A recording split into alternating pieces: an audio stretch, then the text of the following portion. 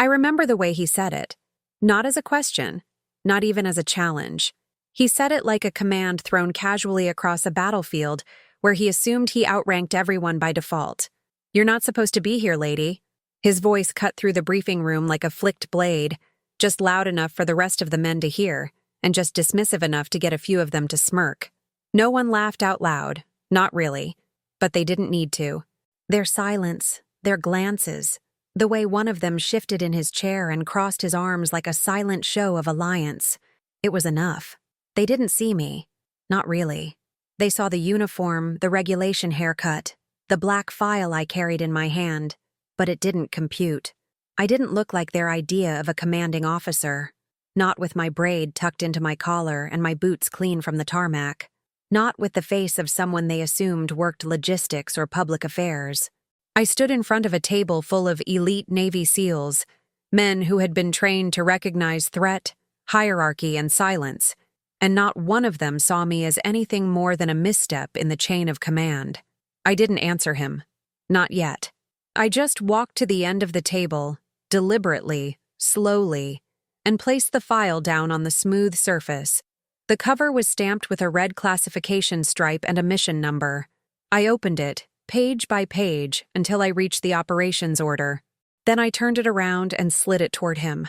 "That's your mission order, Sergeant," I said evenly. Then I looked directly at him. "Signed by your commanding officer, me." That's when the room changed. The heat dropped. The silence got thick and hot. No one moved. He stiffened, but didn't sit. The smirk evaporated from the face of the man to his right. Someone cleared their throat, the sound loud and awkward in the sterile echo of the room.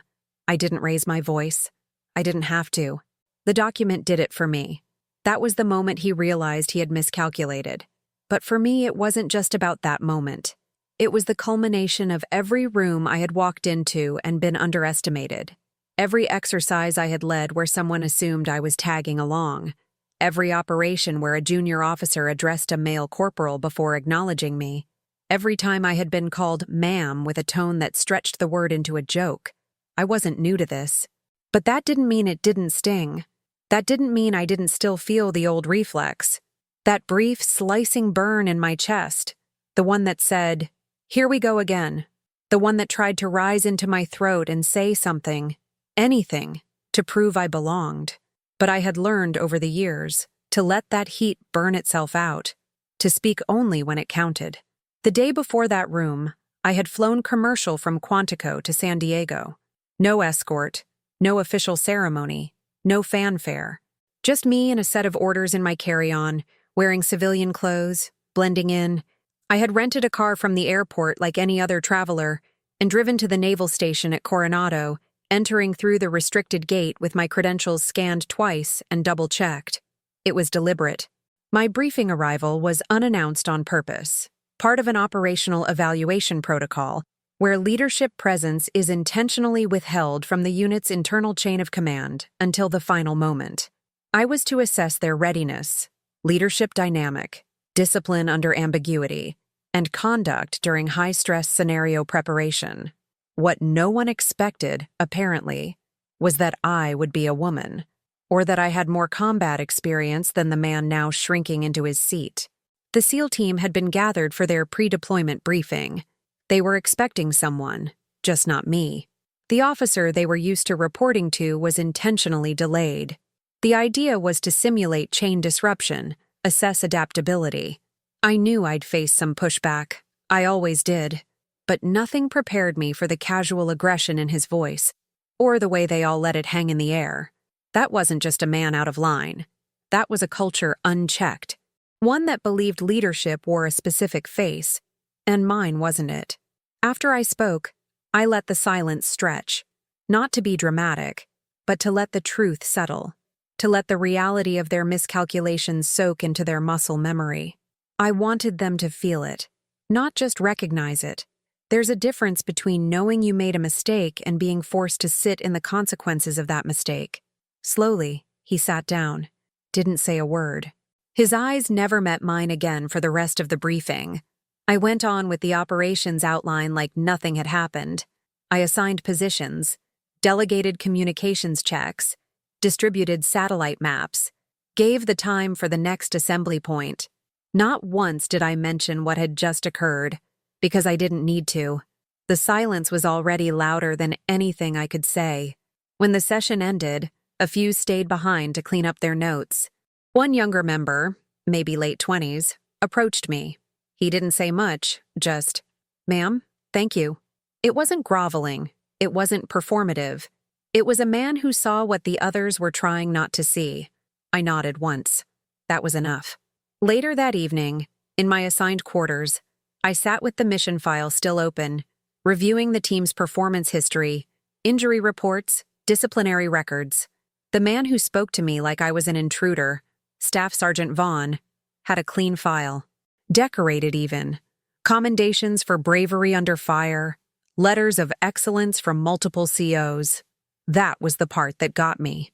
It wasn't always the overtly problematic ones who resisted female command. Sometimes it was the well-trained, well-liked, well-ranked men, the ones who thought they were too professional to be sexist, too experienced to be biased, until someone like me walked in and tilted their world 3 degrees off-center. The next morning, I attended their drill in full uniform. Name tape visible, rank visible. There was no confusion now. Every salute was crisp. Every command followed. But something had shifted in the air. Respect, maybe. Or at least caution. Either way, the silence was different. Not cold, alert. That's when I knew my job wasn't just about evaluation. It was about exposure. Not just of them, of me too. Of the reality that no matter how high I climbed, someone would still see me as out of place the second I walked into a room I was born to lead. Before the deployment, we would run a live exercise, one that would put Vaughn's leadership to the test under my observation. He didn't know it yet, but everything from that moment forward would be watched, noted, and used to determine his future. Not because I was vengeful, but because command is never just about tactics. It's about character. And I had seen his under pressure, the pressure of a woman in power. As I lay down that night, the last thing I thought about was the look on his face when he read the name at the bottom of that mission order, the moment when his confidence cracked. Not from being corrected, but from realizing he had been wrong all along. That look wasn't fear. It was disbelief, the kind that only comes when you realize the world isn't the shape you thought it was. That's what I brought into that room. A new shape, one they'd have to learn to salute. And that was only the beginning. They say your past doesn't follow you into a new command, but that's not true. Not when you're a woman in the military. It clings to you. Not the medals or the records or the citations. Those get listed on paper. It's the questions people never stop asking with their eyes. How did she get here? Who gave her a shortcut? What box did she check that I didn't? No one asks that when it's a man. They assume merit. They assume trial by fire. When it's a woman, they assume favor, diversity quotas, backroom politics. But what they never assume, not once, is silence earned through survival. And silence was all I had in the beginning. I enlisted when I was 20, not out of patriotism, but out of necessity. My mother had died of a stroke a month after my 19th birthday. And my father, if you could call him that, had been gone since I was 10. I had no siblings, no legacy, no fallback plan. I walked into the recruitment office with 2 shirts in my backpack, a pair of boots that didn't match, and a hunger I couldn't explain. I didn't know what I was looking for, but I knew I needed to get away from everything I had come from. And the military offered one thing I never had: structure. Basic was a shock, but not in the way most people describe it. The screaming, the discipline, the early mornings, I welcomed it. What shocked me was how quickly I adapted.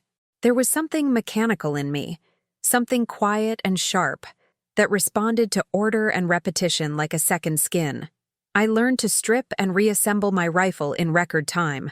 I memorized entire field manuals without flinching. I kept my boots polished to a shine so clean that more than once I caught the reflection of my own face in them before morning inspections.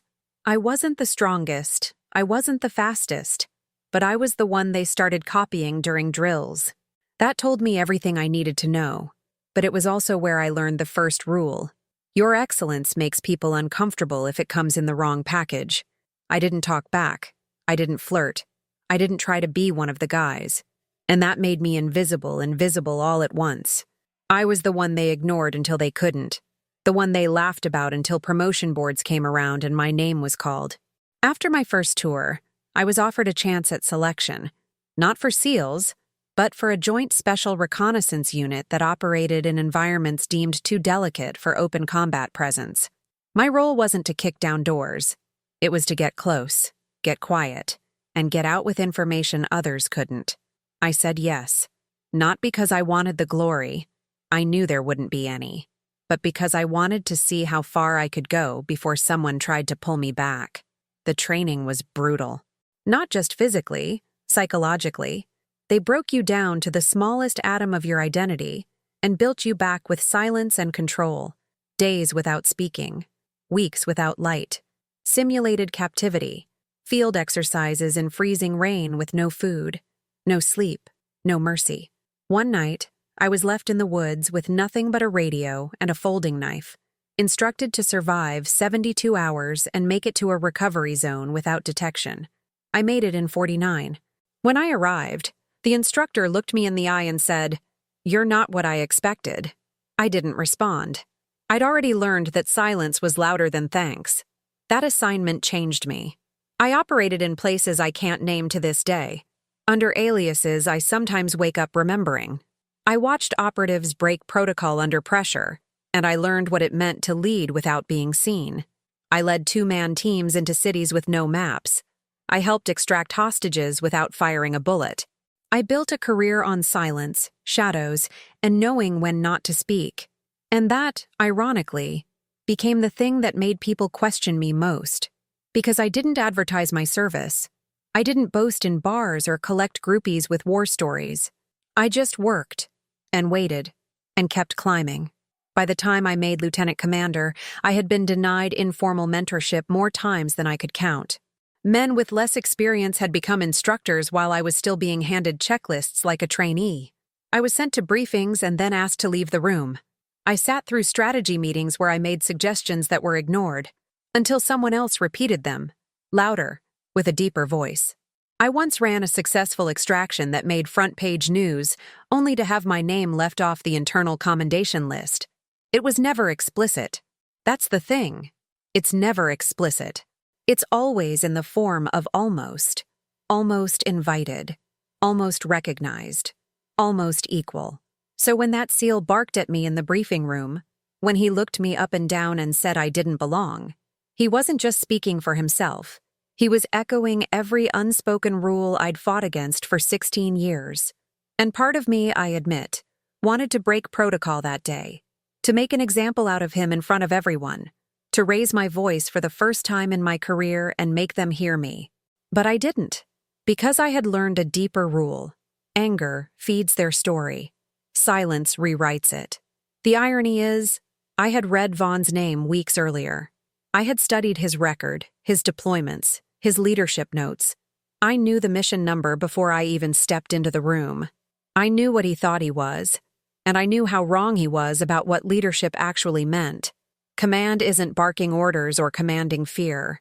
It's carrying the weight of other people's mistakes without letting them break you. And I had been doing that longer than he'd been shaving. When I got the assignment to evaluate his team, I didn't hesitate.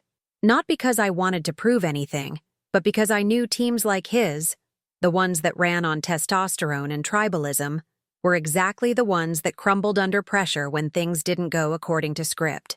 And women like me? We were the script they never planned for.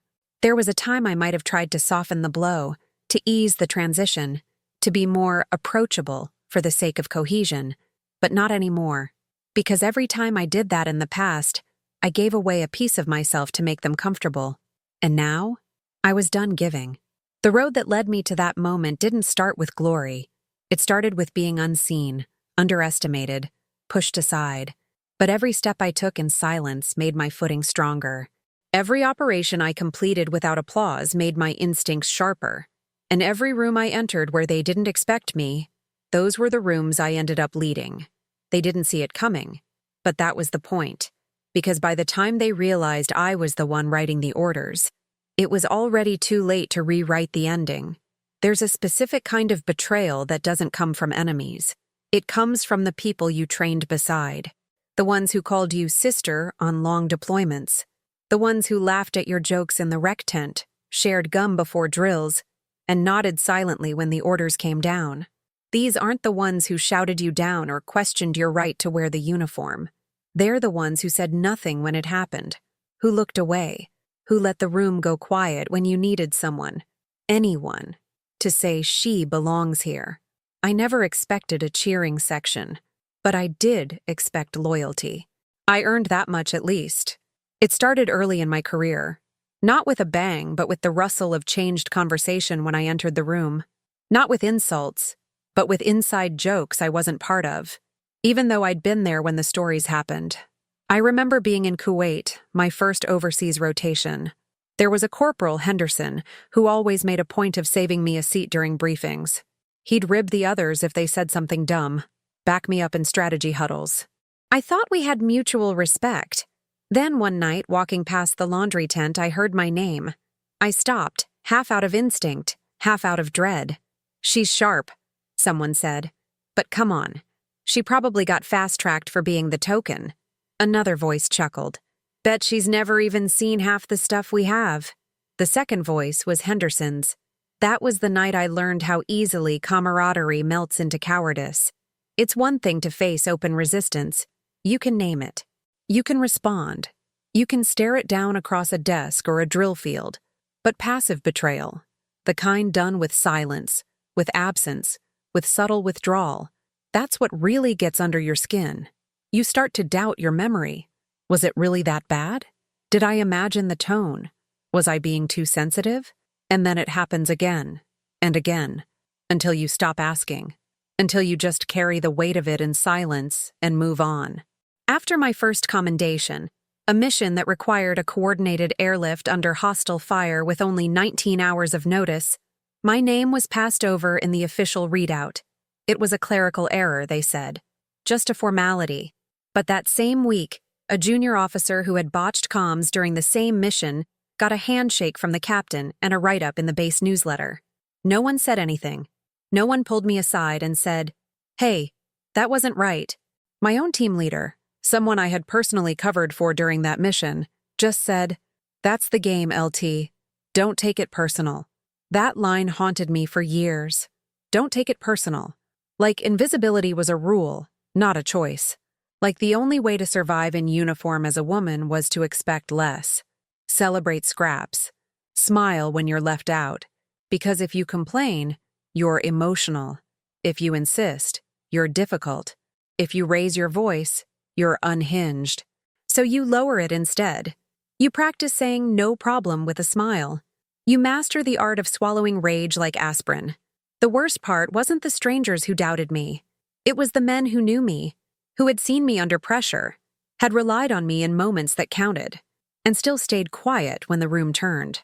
At one point, I was attached to a joint force operations cell tasked with leading risk simulations for cross-border conflict. There was a Marine captain there, Taylor, who I had worked with for over a year. We had built scenario grids together, debriefed side by side. I even covered for him once when he missed a systems audit. We were friends, or so I thought. Then one morning, after a red team run where I served as acting lead, the lieutenant colonel walked in, glanced at the sim results and said, "Nice job, Captain. Solid strategy." Taylor smiled, said nothing, didn't correct him, didn't say, "Actually, sir, she ran point on this one," just nodded, took the praise like it was his. I remember standing there, the report still in my hand, and feeling something collapse behind my ribs. Not anger, not yet. Just the sharp, aching realization that even the men who liked me wouldn't stick their necks out, that their comfort was worth more than my credit. It was never about validation. It was about truth. Recognition isn't about ego when you're in uniform. It's about accountability. If no one sees you, they don't trust you. If they don't trust you, they won't follow you. And if they won't follow you, people die. That's the reality no one says out loud. When a woman is sidelined in a leadership pipeline, It's not just about career growth. It's about operational readiness. It's about risk. There was a point, maybe 5 years in, when I started to wonder if it would always be like this. If I'd always be surrounded by half-friends and conditional supporters. I tried to mentor younger women coming up, but the pipeline was thin. Most transferred out. Some cracked early. A few just stopped raising their hands. And I understood why. It's hard to keep speaking when you never hear your voice echo back. It's hard to lead when your authority is always almost accepted. And yet, I stayed. Not out of pride. Not even resilience. I stayed because I had decided, quietly and irrevocably, that if they weren't going to open the door, I would build my own. And once I did, I would leave it open for the next woman, even if I had to guard the damn threshold myself.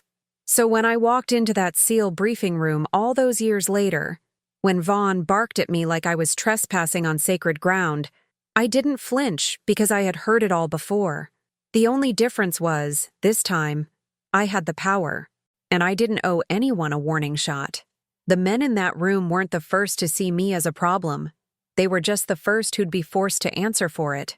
That night, after that confrontation, I reviewed the footage.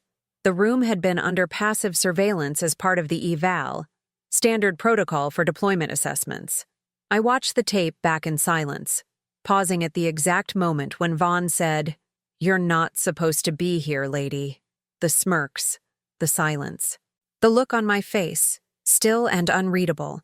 Then the moment I slid the folder across the table and said, "Signed by your commanding officer, me." And there it was, that small ripple, the realization, the shift. But what haunted me wasn't Vaughn. It was the man seated 2 spots to his left, Lieutenant Ames, a man I'd known from 2 previous deployments, a man who once told me I was the calmest presence under fire he'd ever seen. A man who, when I entered that room, averted his eyes and didn't say a word. Not one. He just let the moment unfold. Let the disrespect land. Let me stand alone. That night, I deleted his number from my contacts. Because sometimes the people who let you down don't raise their voices. They just sit back and let yours get drowned. The next morning, I woke up early, laced my boots the same way I had for 17 years, pinned my rank with steady hands, and walked into that base with the full weight of my silence sharpened to a blade. I wasn't there to make friends. I wasn't there to earn trust. I was there to finish what I started, to run the evaluation, to write my report, to stand my ground. And when the mission was over, they would remember me, not because I was kind or loud or easy to work with, but because I was unshakable. They didn't have to like me. They just had to follow the damn order. They assumed I was just passing through, some misplaced officer caught in the wrong chain of command, maybe even an administrative figure dropping in with a stack of procedural updates. That's the safest narrative they could invent for themselves. It allowed them to justify their posture, the smirks, the dismissive glance when I walked into their space. But that room wasn't theirs. Not really. It was mine. What they didn't know, what none of them knew, was that I'd been assigned to them weeks earlier, not as a guest, not as a formality, but as a shadow, a ghost written into the margins of their deployment protocol. And my mission was clear. Observe everything. The evaluation was classified under Operation Sheath, a final stage deployment readiness review, where a senior officer is embedded silently into the preparatory phase of a special ops cycle, with full authority to assess command cohesion, operational agility, and crisis reactivity. On paper, I was their evaluator. In practice, I was their mirror. Every decision, every assumption, every flicker of arrogance or discipline or failure to adapt, it all passed through me, even if they didn't know it yet. Command had chosen me for a reason, not because I was the most senior, but because I had done this before, quietly, efficiently, without leaving scars. I had been embedded with Marine recon units in Djibouti, observed Special Forces teams preparing for covert extraction in South America, even shadowed a cybersecurity warfare group during a live counter-interference operation in the Balkans. My presence was always quiet, not secret, but overlooked. And that's exactly how they wanted it, because the truth shows itself when no one's watching. And when they believe no one's watching, they talk freely. They act freely. They fail freely. Vaughn's team wasn't unique in that sense. They were confident, capable, and deeply unaware of their blind spots.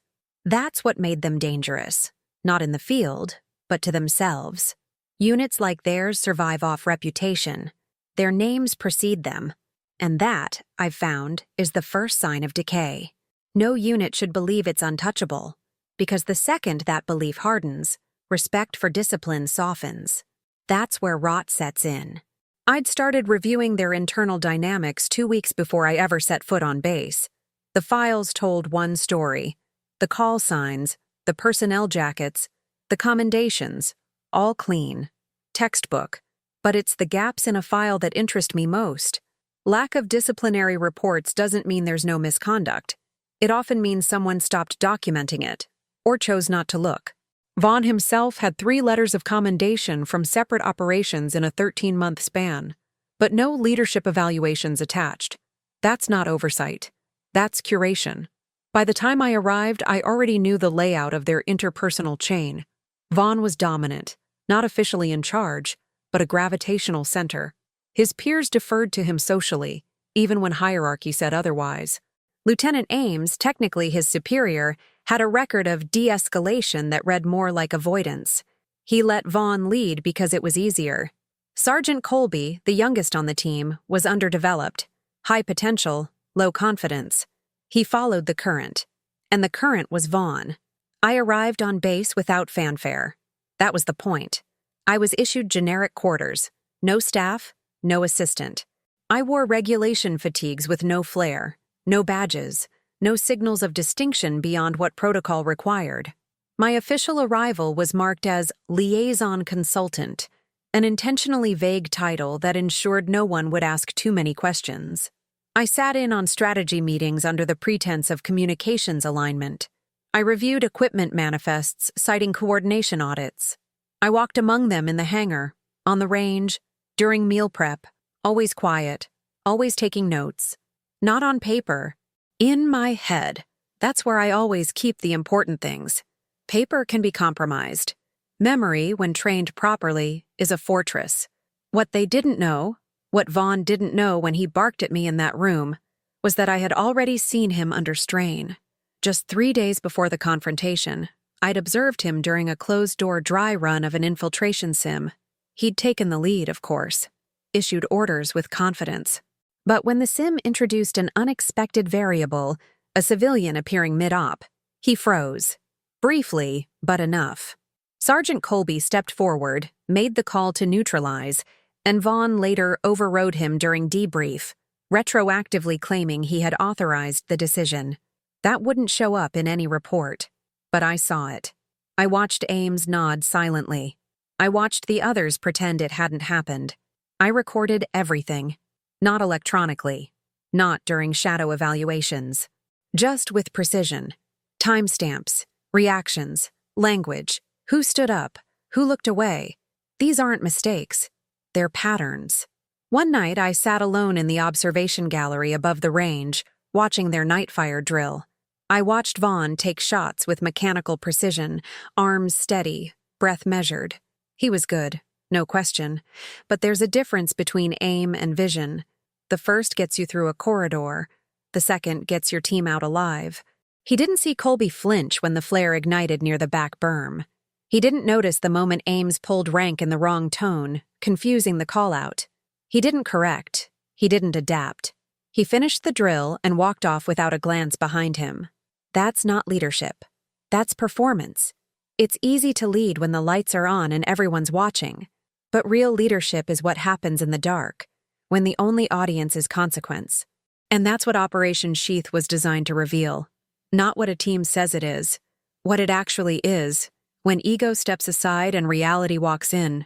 So when Vaughn tried to assert dominance during that briefing, when he stood in front of me and attempted to invalidate my presence with a single sentence, "You're not supposed to be here, lady," he wasn't just being disrespectful. He was confirming my entire evaluation. He was giving me, in 5 careless words, the final data point I needed. I'd observed his instincts. Now I had observed his character. That night, I filed a secure memo to the oversight office. Short, factual, clinical. Recommendation: immediate review of internal command cohesion. Lead operator demonstrates situational leadership competency, but lacks self-awareness and cross-rank adaptability. Shadow interaction yielded hostile response in presence of full unit. No intervention by immediate superior. LT aims. Defer to field evaluation phase for confirmation. The field evaluation phase was coming next, and that wouldn't be theoretical. That would be real. A live field op under deployment conditions. No simulations, no safety net, just terrain, target, and time. And Vaughn would lead, because that's how the operation was designed. It wasn't to set him up. It was to reveal him. And me? I wouldn't be sitting in a briefing room. I'd be in the field with them.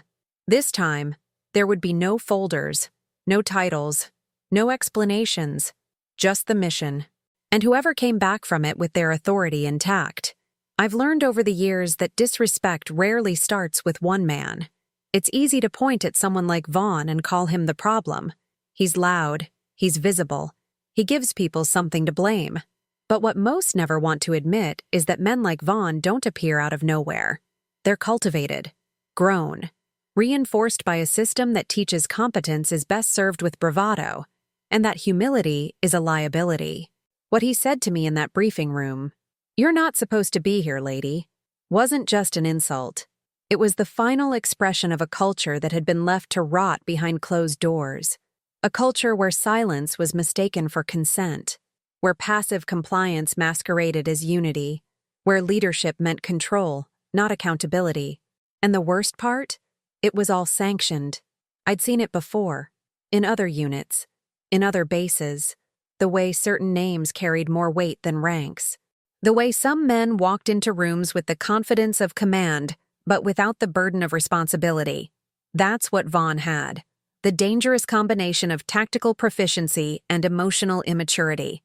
In a system that values results over process, people like him thrive, not because they're the best, but because they're the loudest, and because the system would rather keep them in place than question the structure that enabled them. After that incident, I spent a lot of time watching the team when they didn't know they were being watched. I stopped sitting in the room. I started showing up early, standing in doorways, listening, not for bigotry, not for slurs or overt aggression. That's easy to catch, easy to punish. I listened for tone, for who deferred to whom, for who interrupted, who was interrupted, who apologized for speaking and who never did. And slowly, a picture emerged. Not of a toxic unit. That would have been easier to fix. But of something more insidious. A cultured bias that had never been challenged. One that believed leadership looked a certain way, talked a certain way, moved a certain way. One that believed authority had a sound, deep-voiced, clipped, masculine, and anything outside that was support, not command. I watched Vaughn talk over his superiors in casual settings, and no one corrected him. I watched Lieutenant Ames defer to Vaughn during strategy discussions, and no one questioned it. I saw junior members model their posture after Vaughn's, down to the swagger in their gait and the way they addressed enlisted personnel. It wasn't individual misconduct. It was inherited behavior, a lineage of unchecked assumptions passed down like ritual. And it wasn't just about me. A week after the briefing incident, I met with a logistics officer who'd been assigned to support the team's deployment. Sergeant First Class Denise Harper, 12 years in service. Calm, meticulous, respected across multiple units. She'd been asked to help coordinate loadout schedules and transport timing. I asked how it was going. She paused, then said carefully, "They assume I'm admin. I've corrected them twice." I asked if they adjusted. She smiled without humor. "They stopped addressing me altogether." That was the culture. When a woman refuses to fit their expectations, they don't confront her. They erase her. That kind of erasure isn't loud. It's incremental. It shows up in who gets briefed directly, who's copied on orders, who gets looked at during meetings, who's trusted with sensitive intel, and who gets filtered versions. And over time, it corrodes everything. Morale, precision, readiness. Because when you build a chain of command on image instead of integrity, the chain breaks when it matters most. The Navy has protocols for evaluating units, field readiness, psychological assessments, tactical scoring, but what we don't measure, not officially, is cultural fragility. And that's what Vaughn's team had in spades. They were excellent on paper, fast, efficient, technically adept, but underneath, they were brittle. Too many unspoken rules, too much unearned hierarchy, too much fear of appearing weak, and not enough humility to learn. That became painfully clear during a cross-training drill we ran 2 days before the field operation. It was designed to test adaptability, to shake them loose from rehearsed patterns. Midway through, I had the scenario team simulate a compromised exfiltration route. Vaughn's plan was textbook: aggressive sweep, alternate convoy path, drone recon. But when the sim updated to show the drone was delayed and comms jammed, he faltered. Briefly, he insisted on pushing forward, citing urgency, but failed to coordinate the sweep team's withdrawal zone. The result? Half the unit was trapped in a simulated kill box. Not real, of course, but real enough on the after-action report. In the debrief, I asked him what went wrong. His response: the simulation wasn't realistic. I asked what he would have done differently. He replied, the comms would never be down in a live op. That's when I knew. It wasn't just arrogance. It was denial. He couldn't see past his script, couldn't admit miscalculation, couldn't lead in uncertainty. And the rest of the team? They nodded along.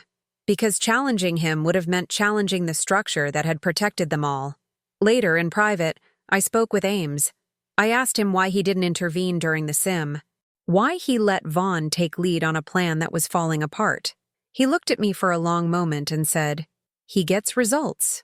I asked, even if the results are based on false confidence? He didn't answer. That's when it hit me. This was deeper than one man. It was a system that had made room for men like Vaughn at the expense of truth. Because truth is messy. It disrupts. It demands accountability. It doesn't care about rank or tradition. And in a system built to preserve its own comfort, truth is the enemy. What they needed wasn't discipline. It was disruption. And that's why I was there. I didn't come to punish. I came to test. Not just their operational capacity, but their ability to unlearn, to listen, to follow when following was required, and to recognize that leadership doesn't always look like them. Sometimes it walks into the room quieter, smaller, smiling, and still outranks everyone. The failure wasn't Vaughn. He was the symptom. The failure was the room that let him speak for it. And soon, the field op would begin. No more folders, no more simulations, only the mission, and the consequence of every choice they'd made up until now. When I slid the folder across the table during that first briefing, I wasn't just delivering mission orders. I was detonating a construct. That man, Vaughn, had spent his entire adult life inside a system that confirmed everything he believed about himself. That strength meant volume, that leadership was physicality, that respect was taken, not earned. That file, 12 pages thick and government-pressed, was a mirror, not just of his assignment, but of his place within the chain of command.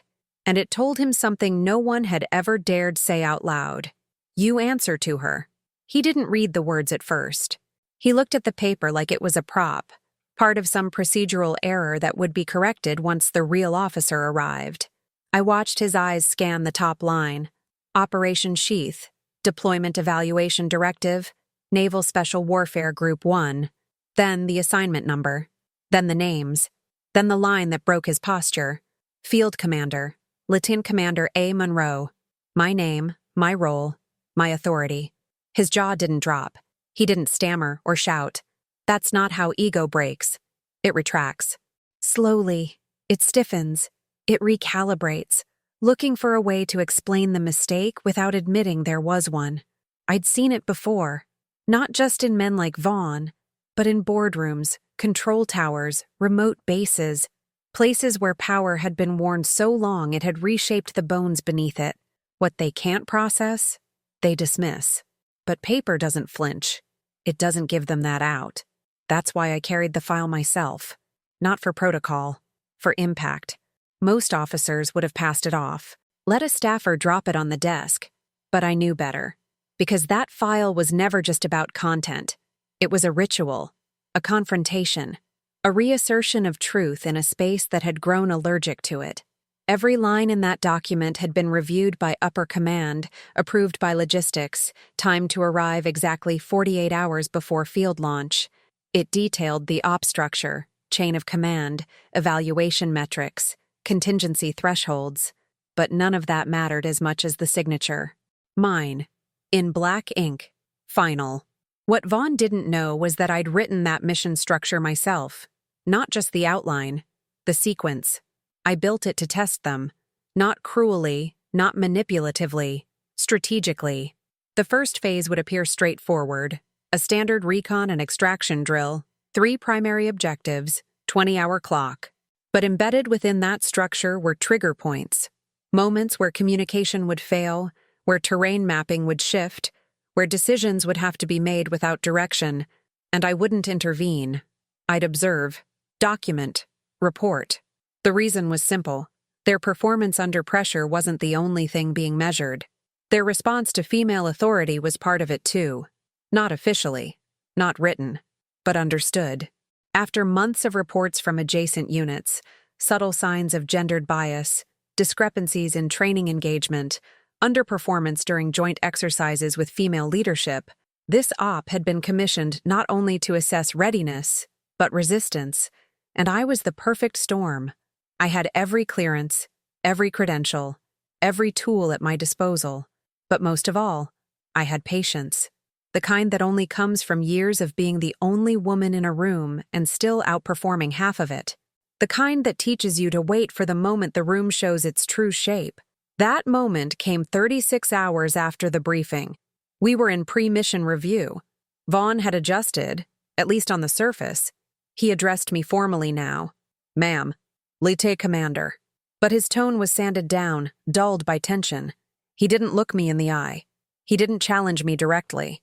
Instead, he began rerouting his authority through the others, subtly reshaping decisions after I made them, rephrasing directives as if they were his additions. During a comms dry run, I issued a protocol for staggered insertion. Moments later, Vaughn told Colby, "We'll delay second team deployment just to keep tight spacing," as if it were his call. It was theater. He couldn't override me, so he rewrote me. Quietly. The others followed suit. Not out of malice, out of comfort. They didn't know how to orbit a female center of gravity, so they drifted toward the one they knew, even if it was out of alignment. It was a subtle mutiny. Not open, not treasonous, but corrosive. And still, I said nothing. Because that was part of the file, too. Not just the mission plan. My own silence. My restraint. My unwillingness to interrupt the test before it revealed what it needed to. Every action was being documented in a parallel report. One that wouldn't be reviewed by this team, but by command oversight. They'd see everything. Timestamps, directives issued and followed, or not, recorded discrepancies, command bypass attempts. And most importantly, they'd see when and how my authority was challenged, even when it wasn't spoken. I carried that file with me everywhere, tucked in my satchel, sealed under clip and code. Some of it was hard copy. Most of it was encrypted on a device only I had access to. Because that file didn't just contain the mission, it contained their reflection. And soon, it would contain their legacy.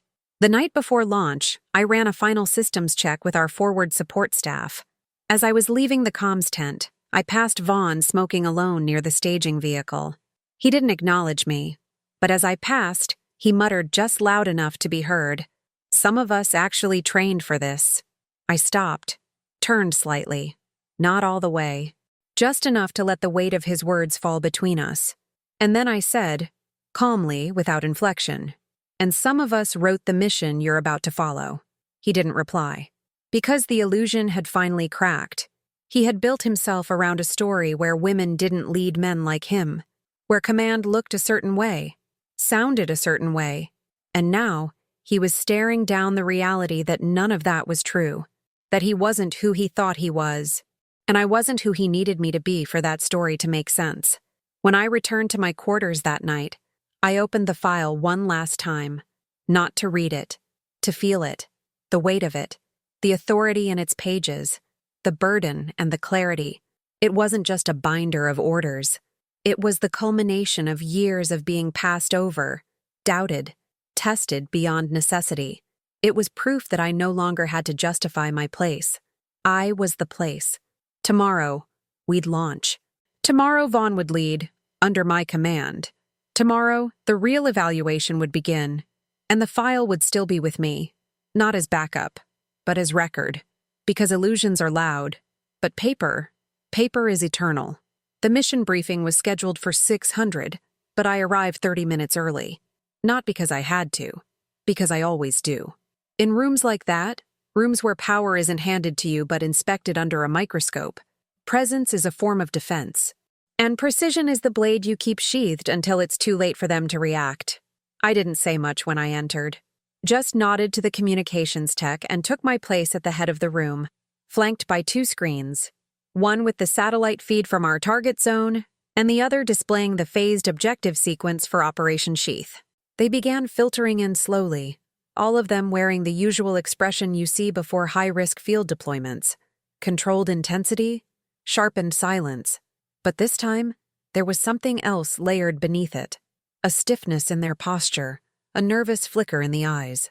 Not about the mission, about me. The file had done its work. My presence was no longer ambiguous. I was no longer a question mark. I was the signature at the bottom of every operational directive they'd read the night before. The commanding officer whose orders would dictate their every move for the next 36 hours. No more speculation. No more avoidance. Just hierarchy, enforced by fact. Vaughn was the last to enter. He didn't look surprised to see me already at the front. Didn't offer a greeting either. He took the seat closest to the exit, arms folded, expression unreadable. But I noticed his gaze never quite reached mine, and I knew exactly what that meant. The kind of man who prides himself on battlefield clarity is often the most disoriented by emotional discomfort. Tactical uncertainty he can handle.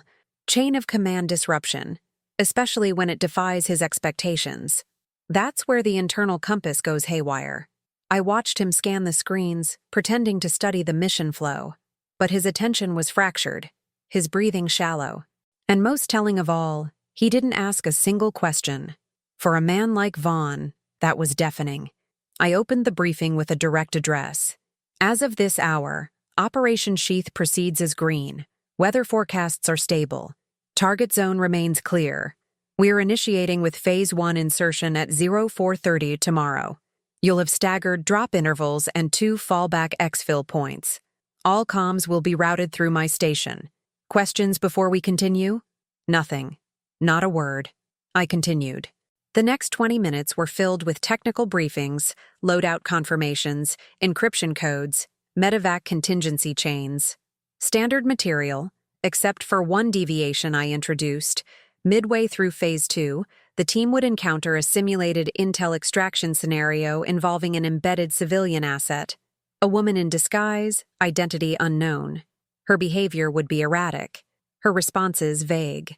The team's job would be to determine threat level, secure the extraction, and deliver her to Waypoint Bravo without use of force. I watched their faces as I described her. Vaughn blinked once, then crossed his arms tighter. Ames cleared his throat, but didn't speak. Sergeant Colby scribbled something on his pad.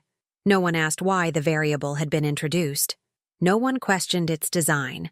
They just absorbed it, stiffly. And I knew in that silence, they were already building their expectations, already crafting their assumptions about the role this woman would play. What they didn't know, what none of them knew, was that I would be the one playing her. This wasn't about theatrics. It was about exposure. The kind you can't simulate with metrics or strategy grids. You have to see it unfold, raw and unscripted. You have to give them the chance to prove, or disprove, who they are when hierarchy vanishes and all that's left is instinct. At the end of the briefing, I handed out the updated mission packets. Vaughn took his last. His fingers hesitated when they brushed mine. Not in fear. in calculation. He still wasn't sure how to navigate this, how to look me in the eye after trying to erase me with a sentence, how to follow someone he had already decided wasn't worthy of being followed. And yet, he would, because now it wasn't about preference, it was about survival. And that's the great equalizer. After the room cleared, Ames lingered. His eyes darted to the door, then back to me. "Ma'am," he said, voice low. "For what it's worth, some of the men, this isn't personal." I looked at him, not unkindly, but without flinching. "I know," I said. "That's the problem." He didn't respond, just nodded and walked out. I didn't take notes after that. I didn't need to. The real briefing had already happened, not in what was said, but in what wasn't. In the silence. In the eyes that couldn't meet mine. In the subtle posture shifts of men trained to dominate every room they walk into, suddenly unsure if the ground beneath them was as solid as they believed. That night, I didn't sleep. I reviewed the plan one final time, checked my field disguise for the civilian simulation, confirmed that all fallback signals were live and all cameras synced. The op would begin at dawn. By the end of it, someone would be changed. I didn't care if they liked me. I didn't care if they apologized. I just cared that the next time a woman walked into their briefing room, they didn't look away. Because silence isn't just absence, it's complicity. And I wasn't there to be complicit. I was there to watch their excuses burn. This was never about proving something. Not to them. Not even to myself. I stopped needing external validation the day I realized I was being outperformed by ghosts. By the imagined legacy of men who hadn't been in the field in over a decade, but whose names were still spoken with reverence. What I wanted from Operation Sheath wasn't retribution. It wasn't vindication. It was something far more pragmatic, far more dangerous to their constructed mythology. Proof of whether they could function under pressure led by someone who didn't fit their myth. And the answer came fast. Too fast. Because the field didn't wait for their comfort to catch up with reality. And neither did I. We deployed before dawn, covert insertion via halo drop, clean altitude, limited chatter. No complications. The op was mapped to test flexibility across 3 separate zones: insertion, intel recovery, and extraction. Simple on paper, but every step was embedded with pressure points. Choke points where the unexpected would surface, and their reactions, not their training manuals, would dictate success or collapse. I hit the ground last. That was by design. They needed time to settle into the false assumption that I wasn't present. I'd been removed from the radio rotation. My name wasn't logged on the primary manifest. I was introduced into the scenario as the embedded civilian asset, unarmed, wearing local garb, disoriented, with a half-correct cover story. The role was essential, not just to test their capacity to extract non-combatants under duress, but to expose their instincts. What would they do when faced with ambiguity? When the woman they encountered didn't follow their script? Vaughn made contact first. I was crouched near the edge of a bombed-out structure. Simulated, of course, but detailed enough to feel like Syria. Dust settled into my eyelashes. My voice was hoarse by intention. I played the part of a confused translator with broken English and no clear loyalties. When Vaughn and Colby rounded the corner, I didn't run. I stood, shaking, silent. Vaughn leveled his rifle in a flash, finger stiff near the trigger. "Don't move," he barked. Colby hesitated. "She's not armed." Vaughn didn't lower the weapon. "Doesn't mean she's not a threat." I stumbled backward, hands up, muttering fragments of the safe phrase embedded in the mission file. He didn't recognize it. He wasn't listening. His ears were tuned only to threat, not to intel, not to deviation. "She said Blue Dawn," Colby noted, frowning. Vaughn waved him off. "Gibberish. We move." That was the first failure, because Blue Dawn was the code confirming I was the intel asset. He left me. Just walked past. Colby lingered, glancing over his shoulder before following orders. Later, I was picked up by Team 2, who had been briefed on a secondary sweep. They confirmed identity, initiated extraction, and rerouted to Waypoint Bravo. All without drama. No raised voices, no assumptions, just clean procedure. I said nothing. I played my role. But in my mind, The report was already writing itself. When we reconvened at the temporary outpost 6 hours later, I had already filed the first phase assessment. It was stark. Vaughn had failed the most basic directive of the mission: identify, secure, and protect embedded assets. He'd prioritized control over comprehension, certainty over accuracy. His version of readiness was aggression. But readiness without clarity isn't strength. It's risk. And risk, when unacknowledged, becomes a liability too large to carry. Back at base, the debrief was tense. I didn't reveal the failure in front of the team. That wasn't the point. Public humiliation doesn't teach. It fractures. And I wasn't there to break them. I was there to hold up a mirror. In the private follow-up session with Command, I laid it out clearly. Lead operative failed to identify mission-critical asset despite multiple confirmation cues. Unit cohesion showed signs of fracture under ambiguous conditions. Tactical response defaulted to dominance over analysis. Subordinates showed hesitancy to challenge incorrect decisions. Recommend immediate retraining in civilian extraction protocol and cross-rank adaptability. They nodded, took notes. I left. But it didn't end there. Later that evening, Vaughn requested a meeting. Voluntary. I granted it. He showed up 10 minutes late, still in partial gear, boots coated in fine dust, eyes heavy. He stood at the threshold for a second longer than necessary, like he wasn't sure whether to enter or retreat. I didn't know it was you, he said finally, voice lower than usual, less steel. Back there, the girl.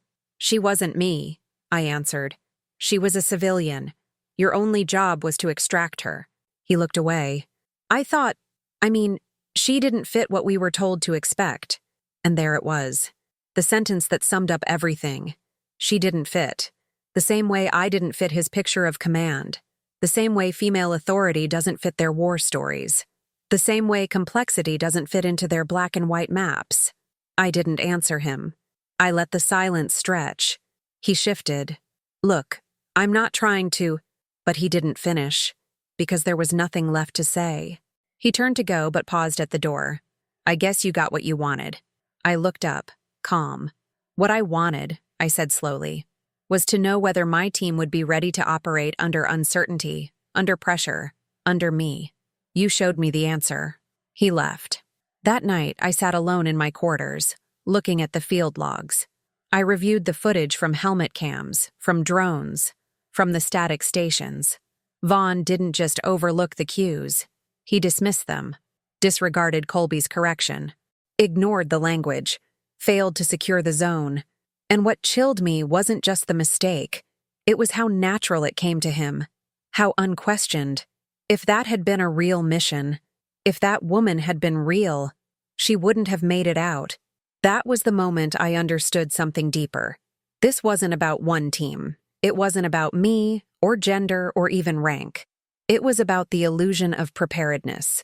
The mask so many units wear because they've never had to lead under the scrutiny of someone different. Someone who doesn't default to the same cadence, the same swagger, the same myth. Readiness isn't loud. It doesn't come in the form of barking orders or posturing in the barracks. It's quiet, measured, responsive. It listens before it reacts. And when it doesn't, people die. Vaughn wasn't ready. And if I hadn't been there, they wouldn't have known that until it was too late. They always think it's you who cracks them, that your presence, your authority, your difference is what erodes their confidence. But it's not. It's the mirror you hold up, the one they can't stop looking into once it's placed before them. That's what happened after the field exercise.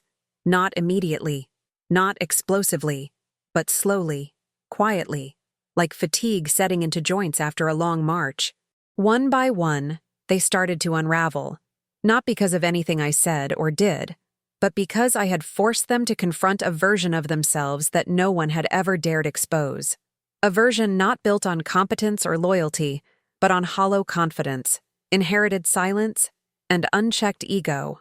It began with Colby, the youngest, the one who had hesitated during the encounter with me in the field, who had noticed the Blue Dawn code and tried to raise it, who had watched Vaughn override a call that could have rewritten the mission's outcome. In the days following the exercise, I noticed a shift in him. Not guilt, not shame. Something harder to name. Disillusionment. He started showing up to drills early, but not with the nervous energy of someone seeking approval. He stood apart from the others, observing, processing. He spoke less, asked sharper questions, and his eyes no longer scanned for validation after he spoke. During the comms debrief 2 days after the op, I reviewed the sequence of transmissions. At one point, I turned and said, "Sergeant Colby, can you walk us through the hesitation during extraction phase 2? He didn't deflect. He didn't shift blame. He straightened his spine and answered, "Because I recognize the code, ma'am. And I knew we were leaving someone behind." Then he paused. I followed orders anyway. The room went still. Vaughn didn't look up. That silence? That was the beginning of the break. Ames was next. He had always been the quiet deferrer, the officer who wore rank like a borrowed coat, adequate on paper, non-confrontational in practice. I'd read his records, commendations for stabilization under duress, praise for smooth logistics. But smooth doesn't mean steady, not when steadiness is required to interrupt failure. And Ames never interrupted Vaughn. Not once. Not during planning. Not in the field. Not when protocol was overridden. He allowed Vaughn to lead because it spared him the weight of leadership. The day after Colby's statement, I called Ames in privately. Not to scold. To document. I laid out the communication chain, the point of breakdown, the timeline of decisions. Then I asked, "Why didn't you override Vaughn?" His response was painfully honest. "Because I didn't want to create confusion in the field. I thought cohesion was more important." I waited. More important than a missed asset extraction? He blinked. I didn't think it would go that far, but it did. He didn't argue. He simply said, "Yes, ma'am."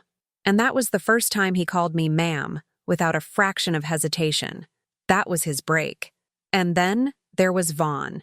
He didn't fracture in one blow. That's not how men like him fall apart.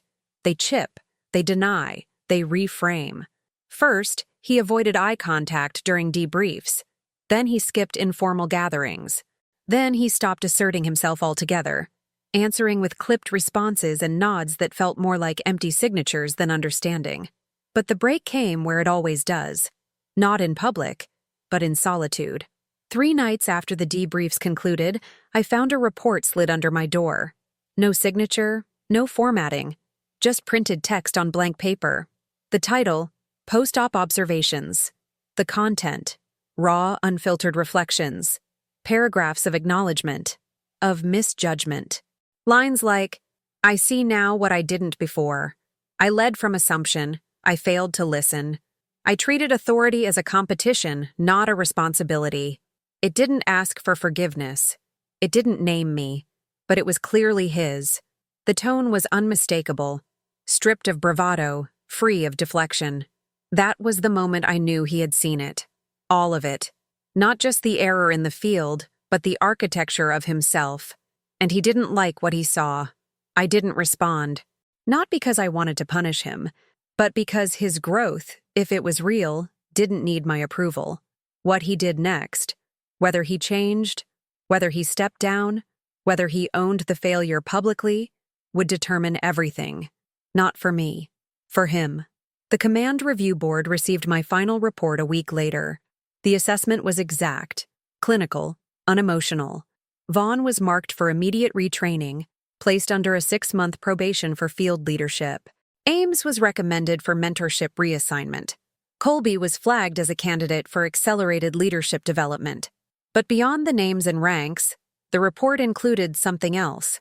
A single page titled, Cultural Fragility Indicators, Unmeasured Risks in Operational Units. It listed behaviors, hesitation to challenge incorrect orders, unspoken hierarchies, dismissal of soft cues, leadership by default, and passive reinforcement of bias. And at the bottom, I wrote a line I had been carrying for years. In the absence of accountability, silence breeds myth, and myth kills. I didn't ask for that page to be included in policy.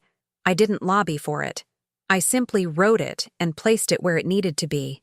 Because that's the difference between revenge and reform. Revenge wants acknowledgement. Reform demands change. I didn't want their shame. I wanted their clarity. And now, finally, they had it. Whether they'd keep it, that was up to them. But one thing was certain. They would never walk into another briefing room and assume that power looks like them. Because now they knew the cost of that assumption. They had paid it in silence. And broken, one by one, under the weight of their own reflection. It happened in the final 10 seconds of a room that had gone colder than any deployment I'd ever known. Not because of climate or circumstance, but because of the weight of unspoken truths finally sitting still between four concrete walls. The mission had ended. The field exercise was complete. The post-op reviews had been submitted, sealed, and processed. The team was being rotated out for reassignment and further evaluation. I had completed my final orders. My presence was no longer required, but command had one last request, that I lead the debrief in person, for closure. I accepted, not because I needed it, but because they did. The room was stripped of pretense that day. No tactical gear, no adrenaline, no murmurs of hierarchy. Just 5 men in plain uniforms and 1 woman at the front, armed with a clipboard and silence sharper than a blade. The walls bore no flags, no insignia, just gray paint, a ticking clock, and the faint echo of accountability rising like steam from a long-boiled truth. I stood facing them, Vaughn, Ames, Colby, and 2 support operatives, and began the final debrief. It wasn't personal. That's important to say. It wasn't delivered with a tone of retribution or vindication. I spoke clearly, clinically. Point by point, I reviewed the phases of Operation Sheath, the data collected, the gaps observed, the moments of cohesion, and the cracks that had cost them points, and nearly the integrity of the mission. I spoke about failure not as moral judgment, but as consequence. I spoke about leadership not as a title, but as a behavior. I spoke about silence, the most dangerous force in any unit, and how it had nearly written their ending. Ames nodded slowly during the critique of his passivity. He didn't flinch. Colby, when commended for his observational instinct, didn't smile. He just swallowed hard and stared at the floor. Maturity had begun to take root in him. Quiet, durable. Like something grown in shadow. I acknowledged their adjustments. I didn't praise. I didn't condemn. I laid the facts down like coordinates on a map, places where they had stood, where they had hesitated, where they had turned the wrong way. Vaughn didn't react for most of it. He sat straight, not rigid, eyes forward but distant, the gaze of a man playing back the moments in his mind, not to contest them, but to see them differently for the first time. When I finished, I closed the folder slowly, letting the finality of it settle. Then I said only this: you were given every advantage: skill, gear, planning, time. But what you weren't ready for was deviation. You weren't ready for leadership that didn't look like you. And that was your greatest liability. No one spoke. And then I nodded once. Dismissed. They stood in unison. The room rustled with fabric and breath. I turned to leave, my role complete, my authority no longer necessary. That's when I heard it. Lieutenant Commander Monroe. I turned. Vaughn had stepped forward, a full pace ahead of the others. He stood upright, back straight, boots locked. Then, without theatrics, without exaggeration, he lifted his hand in a crisp salute. "Permission to speak freely, ma'am." I paused. Not from hesitation, but from the gravity of what was about to follow. Granted. His voice didn't shake. It didn't boom. It landed.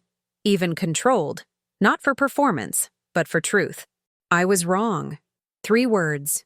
Nothing else. No justification. No qualifiers. Just a man, trained to lead, taught to dominate, acknowledging, in front of those he once led, that he had been mistaken. About the mission. About me. About the architecture of power he had assumed was natural law. I said nothing, because nothing else needed to be said. The salute held for 1 beat longer. Then he lowered it. He didn't wait for a response. He turned, rejoined the others, and exited without another word. That was the moment. Not the folder I slid across the table. Not the code phrase he ignored in the field. Not the silent breakdown of assumptions in a dust-choked mock village under desert heat. But this, not because it made anything whole. It didn't. The past wasn't erased. The bias wasn't healed. And my years of silence weren't suddenly compensated. But for the first time, after 16 years of service, after hundreds of hours in rooms filled with men who never saw me, never heard me, never followed me without questioning my presence, I was saluted not out of obligation, but out of recognition. Not because he had to, because he chose to. And in that moment, I understood something I hadn't let myself feel until then. I had won. Not a battle, not a promotion, not a headline or medal or citation. I had won the one thing no uniform can grant you and no system can hand you. Acknowledgement from someone who had once erased you. That was the real operation. That was the war behind the mission.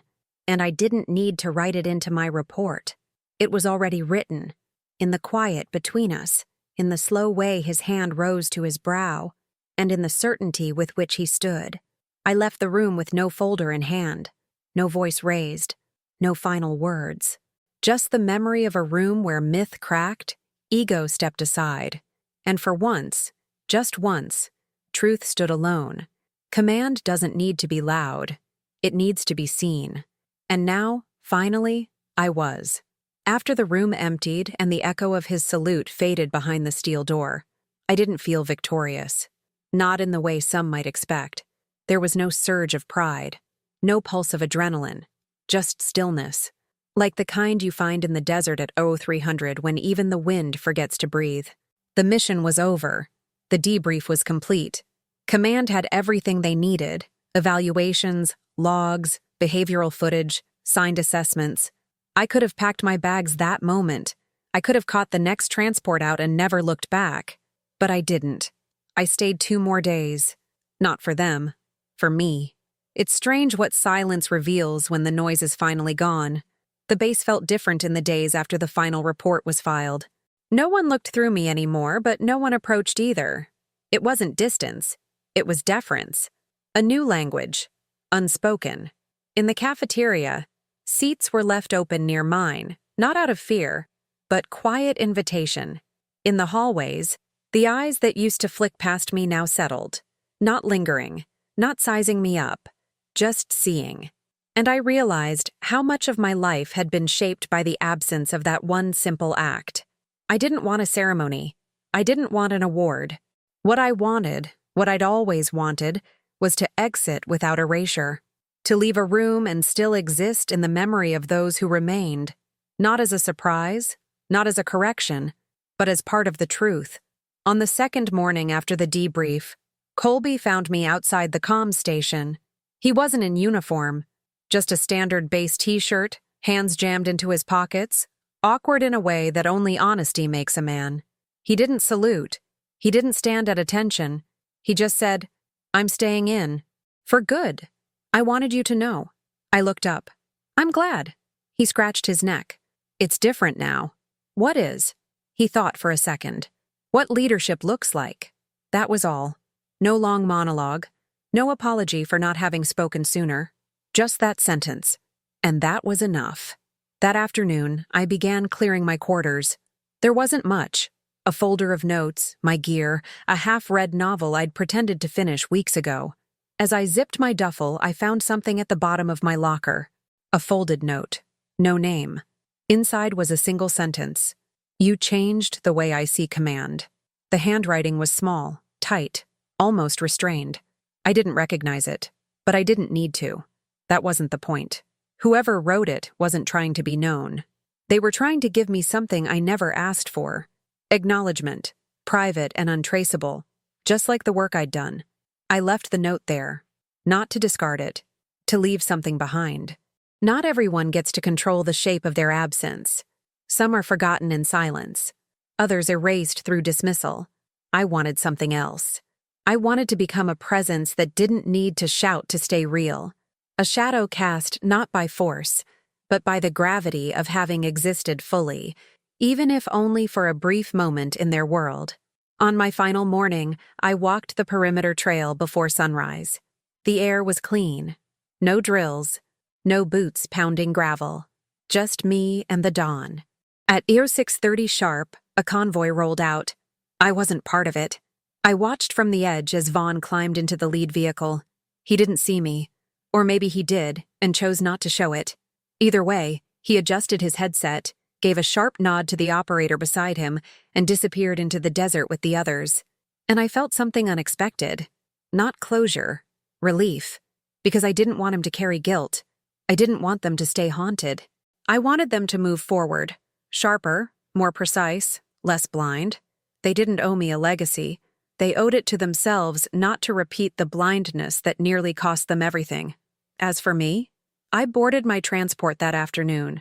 No escort, no send-off. At the checkpoint, the young enlisted guard scanned my credentials and paused. "You're Lieutenant Commander Monroe?" "Yes." He blinked. "I read your report." I tilted my head. "Which part?" He smiled, a little unsure. "The whole thing. I think I'll keep my eyes open more." "Ma'am." I nodded. Then I walked past him, onto the plane, and into the seat furthest from the window. As we lifted off, I didn't look back. I didn't need to. Because for the first time in my career, I wasn't leaving as an afterthought. I was leaving as part of the record. They always ask what it's like after. After the silence. After the mission. After the weight comes off your shoulders and settles into memory. No longer a responsibility, but not yet history. I never know how to answer that without sounding like I've drifted away from something human. Because the truth is, I didn't return home a different woman. I returned exactly the same.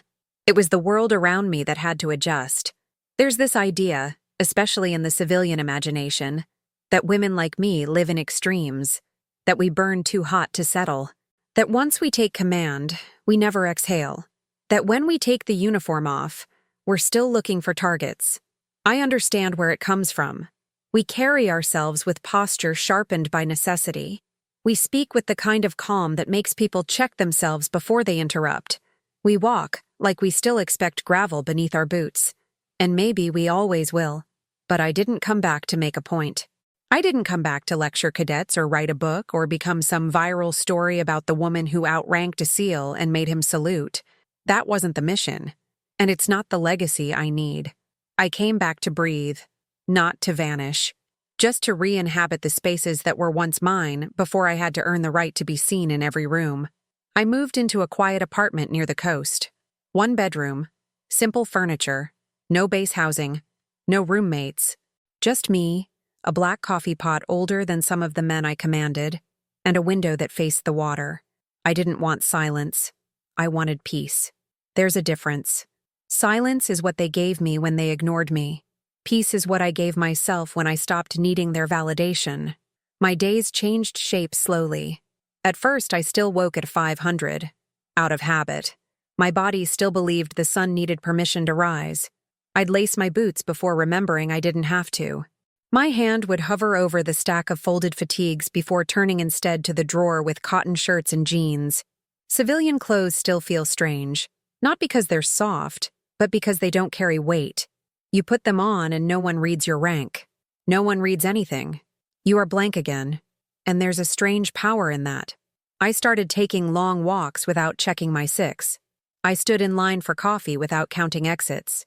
I sat in the back of bookstores and watched people forget I was even there. And for the first time in years, I let them.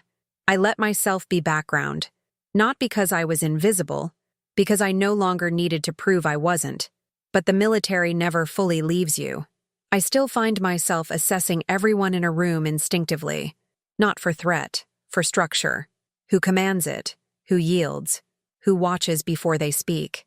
And sometimes quietly, I smile when I see a woman take the lead in small, unnoticed ways, rearranging the space around her without raising her voice. That's the real battlefield. Not war zones, not debrief rooms, but the day-to-day moments where a woman's authority is either dismissed or allowed to breathe. I kept my file, the full record of Operation Sheath. It's stored in a sealed case in my closet, not for nostalgia, for accuracy, for memory, for the truth, if anyone ever tries to rewrite it. But no one has. Not yet. Because the men who walked away from that mission didn't just leave with a performance review. They left with the knowledge that they failed because they underestimated a woman who never needed to raise her voice. I get emails now, quiet ones, no fanfare. A lieutenant from another base asking for guidance on how to navigate an assignment under a dismissive superior. A young woman in logistics who read my report and said it made her walk differently into her morning briefings. A male officer, anonymous, who admitted he never knew what bias felt like until he watched it written across his own silence during that mission. They don't ask for answers. They just want to be heard. And I listen, not as an officer, as someone who earned her peace and learned how to keep it. I didn't disappear when I stepped off that flight. I didn't dissolve into a headline. I changed uniforms, from tactical to civilian, from visible authority to quiet presence, from the commander they resisted to the echo they now carry without knowing it. Sometimes, in the market, I'll see a group of young men wearing boots, too new to be worn by veterans, their shoulders squared, their movements clipped. I'll watch from a distance and smile, not out of cynicism, not even pride, just recognition. They don't know who I am. But they're walking in a world I helped shift, even if just by an inch. And an inch, when measured over time, is everything. I don't need them to remember my name. I just need them to stop questioning the next woman's. That's legacy. And that's more than enough.